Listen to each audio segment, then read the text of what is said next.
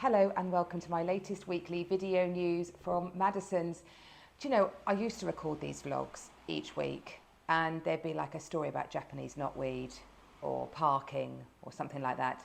And now, my gosh, isn't it all going on? So, since I recorded last week, Liz Truss sacked Kwasi Kwarteng on Friday and appointed Jeremy Hunt as her new Chancellor, and he has waded right in to try and calm the markets. I wouldn't normally delve into politics during my vlogs, but it's being shown at the moment that they're having an enormous impact on the property market. And that is because the single most important thing that affects the property market, prices rising, prices falling, stock coming to the market, not coming to the market, withdrawals, is consumer confidence and sentiment. And at the moment, of course, what we're seeing is a direct correlation between how people are feeling from what they're reading in the media and how they are reacting in the world of property, and of course what that is doing to mortgages. Mortgages are the biggest factor driving property at the moment. So let's have a bit of a political look at what's been going on then. Will Liz Truss survive? Has she done enough? Who knows? Dissent from the backbenchers certainly. But Jeremy Hunt has come out strong. He's going to be delivering an emergency statement today. I'm recording this on Monday. I know you won't get it till later in the week, but I'm recording it today, so I'm sorry it's going to be out of date. But what do I think he's going to say in that emergency statement? Well, of course, the corporation tax rate will be going up to 25%.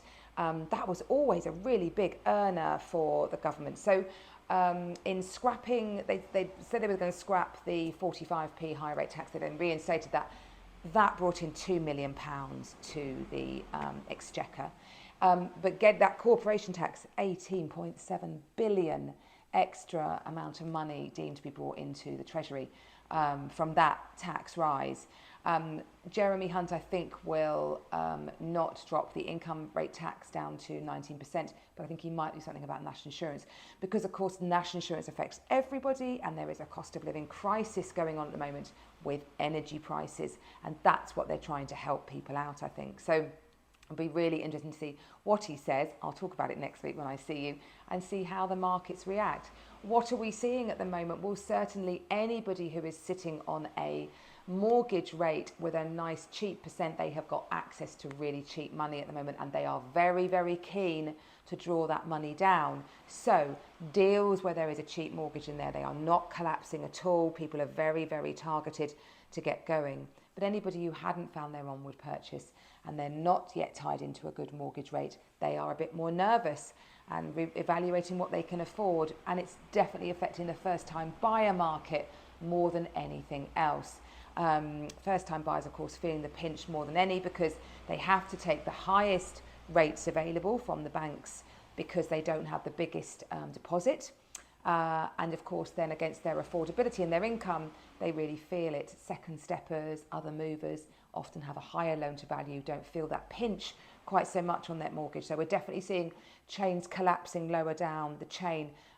We tend to deal with more sort of 500,000 plus market. Happily sell below that, but it's just not often what we get invited to sell. So we're seeing chains collapse below us, but not at our sales. But being able to put that together again quite quickly actually could be a great time to get a bit better of a deal at the moment. There's no doubt about it. See if you can enter the market with confidence at the moment. It could be a really good time to act. And buyers sitting on a lot of cash, very keen to purchase at the moment, thinking there could be a better deal out there and they will at last have a chance to secure something which they've not had at the height of the last 2 years. So the bond markets reacted favourably this morning. This is Monday morning. They like Jeremy Hunt's strong stance and the changes that have already been made. So let's wait and see what happens. What else have I talked about? Right, okay, so let's talk to you about bubble cities. So Toronto has been announced the bubbliest city in the world.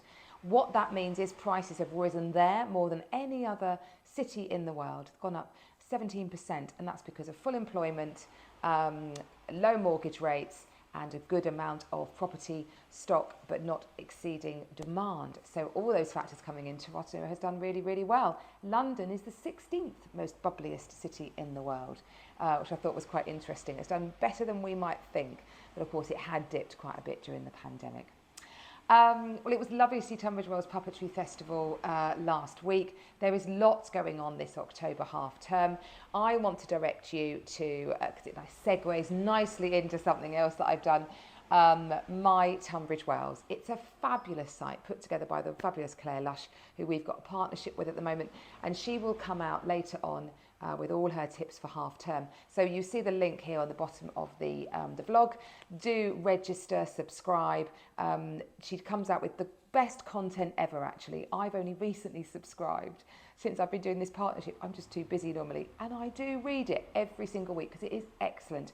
And on that note, I have just recorded my latest video news for that, all about schools. How do they affect property prices? What do you need to think about depending on the age of your child? So do look out for that. It will be coming out this week, hopefully. Well, I hope you have a great week. Let's wait and see what comes next week. I'll bring you more news as I know it next week. Bye-bye.